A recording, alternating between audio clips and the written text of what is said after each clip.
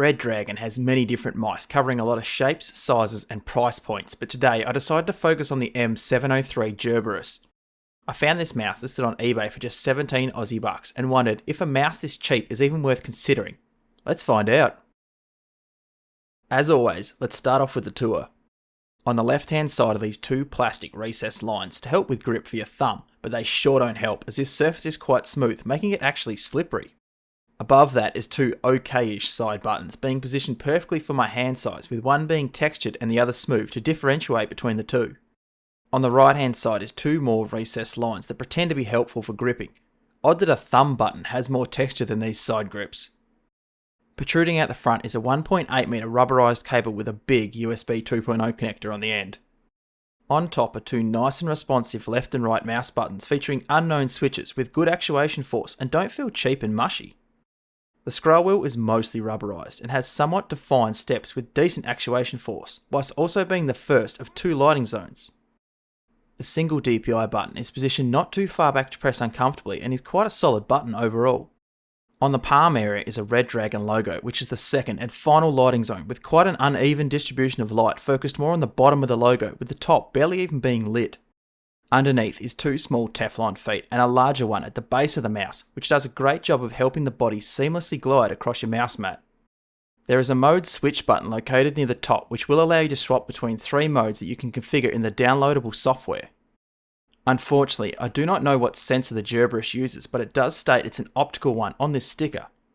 The mouse is made from plastic, with what feels like a very soft and smooth coating of some sort on top that is actually quite slippery, making it hard to grip. But on a positive note, it does manage to hide most skin oil residue stains.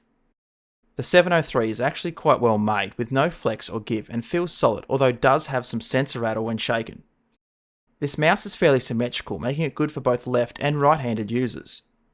Size-wise, we are looking at 119mm long, 60mm wide, and 32mm high. Weight-wise, the Gerberus is about 90 grams, which is fairly average. Let's get on to some testing, with first up being sensor height recognition. You test this by slowly lowering the mouse onto the mouse mat and seeing when the sensor is being picked up. Unfortunately, this is a fail as the sensor was recognised quite high and caused the cursor to misplace itself when lowering it. Next test is line prediction, which we do by trying to draw a straight line and seeing if the sensor corrects the line for us, which means it doesn't track our movements properly. Again, this is another fail as you can see it corrected the line for us. Sensor skipping is the next test, which is done by drawing a continuous spiral and checking for breaks within the image to suggest the sensor has skipped over our movements. Thankfully, this is a pass as the spiral stayed connected and all movements were registered. The final test is acceleration, which we do by rapidly dragging the mouse left to right and watching to check the crosshair doesn't over or under drag, as this would mean the sensor is unnaturally accelerating our movements. Again, this is a pass as I feel the mouse tracked perfectly. For game testing, I started off with CSGO community aim training map where I practiced flicks with an AWP.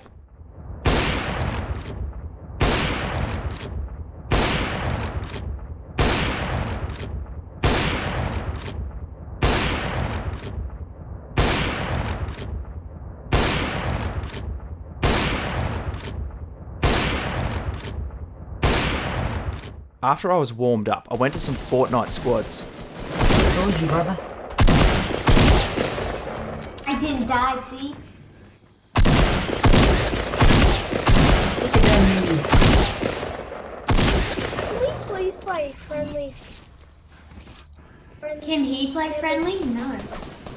No, he can't. Hey guys, what are you talking about? Oh, we're talking about The sensor height recognition really threw off my aim when placing the mouse back down, as I was unable to predict where my crosshair would be once back on the mouse mat to hit the follow-up shots. The software is up next, which is just called the Gerberus Gaming Mouse Driver.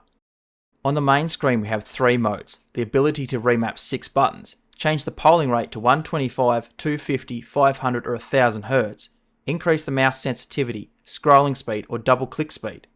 Down the bottom you can select from one of 5 profiles that you have set up. The next tab is called Advanced, where you can set up to 5 DPI profiles starting at 500 all the way up to 7200 DPI, with various gaps in between each setting. You can assign a solid colour to each DPI setting that both the scroll wheel and logo will represent when changing to it.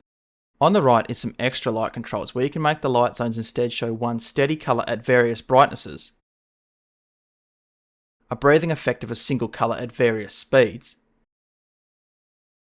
The next two settings determine what the lighting zones would do when changing DPI, plus adding a lighting effect on top, such as blink at a certain frequency at a certain amount of times, then go back to one of three effects, which are respiration, which is just a breathing effect with speed control,